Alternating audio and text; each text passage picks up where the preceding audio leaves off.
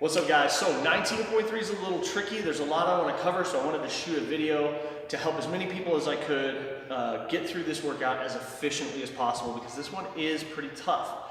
So to start out in the warm-up, right? Getting everything warmed up is key, all right? Because we're doing a lot of stuff overhead, the middle is going to be working harder. So make sure your abs are ready, make sure your glutes are ready, make sure your back is ready to stabilize, because when you make the lever longer, the middle has to work harder, okay? Next thing, being overhead requires that your pecs and your lats are as open and loose and pliable as they can be. So take time to mash out, stretch out, roll out your pecs and your lats, this big muscle back here, to make sure that you can get into good overhead positions through this entire workout, okay? So starting with the dumbbell walking lunge, all right? Getting into that overhead position is going to be a huge, huge thing, all right? So whatever arm I start with, I'm either going to clean and press or go into a straight snatch. But what I want you guys to notice is as I do this, I'm going to keep this dumbbell as close to my middle as possible from the side and the front, okay? The thing I don't want to do is let this dumbbell fall backwards. It's going to get hard to carry and it's going to start breaking my elbow, which is going to make the dumbbell harder to carry, okay? The other thing I want you guys to notice too is when I put that dumbbell overhead, okay, my thumb is pointed behind me. Tight belly, thumb back, tight dumbbell. When I take my steps, I'm gonna put this hand out here for balance. I'm gonna take a smart step, touch, come up, check. Touch, check. Now, some of you guys have the ability to do these lunges without the check step. If you can do it, it'll save you a little bit of time. But it means that when you're in this overhead position, you've got to be quick into that transition and intentional as you take those steps, okay? The other thing, I would switch hands every 25 feet, whether that means putting the dumbbell down and switching and getting overhead, or from that overhead position, just go ahead and switch and continue on your way.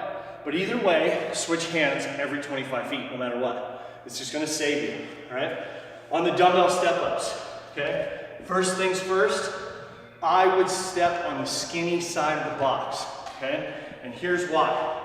When you get tired, when you first start, you're gonna come straight up and you're gonna come straight back down. When you get tired, this is what's going to happen. You're going to come down and this foot is going to kick out to the side. It's just what we naturally do. So if you step on the skinny side of the box, I'm not going to catch my toe on the box. Just my recommendation. If the skinny side freaks you out, stay with the wide side. That's fine. Dumbbell. When I hold this dumbbell, I would take it and load it up onto my shoulder as comfortably as I can. And now what I'm going to do is I'm going to come across with the other hand to stabilize and put this other hand out here for balance, okay? Now it's close to my center and I have control no matter what I'm doing, and this hand can be balanced. When I come off and I want to switch, I'm going to pop it off into my hand and control it down so I'm not chasing it or risk it landing on my foot, okay? The other thing is for those, I would switch the dumbbell every 10 reps so that you can get through it. If 10 is too much, switch it every 5, but switch your shoulders often, okay? Now, if you make it to the handstand push-ups, whether you're doing the scaled version or the RX version, these are gonna be tough. Your shoulders are gonna be smoked and you're gonna be tired. So, a couple of things. Before your heat starts, before you get started, come and set up where your hands are gonna go every single attempt. So I've got mine marked. Here's how you mark it. I'm gonna set, I'm gonna come up, nothing but my heels can touch the ground. But notice I'm in a good press position, right? Ears and biceps. When I come down, I'm gonna come back towards the wall and down. I'm gonna create my tripod. So when I set my hands, I'm gonna measure them off this comfortable tripod so that I can have my hands in the same spot every time. Now, If you're really good at handstand push-ups, 3 to 5 at a time. If you're not, if this is a first ever or you're still developing them, do singles. So that's gonna look like this. Hands in their spot, okay? I'm gonna kick up. I'm gonna get my handstand. I'm gonna come down. I'm gonna kick up. I'm gonna come down, okay? Be smart about that. If you make it to the handstand walk, stay as relaxed as you can and go 5 feet at a time, okay? That's it, guys.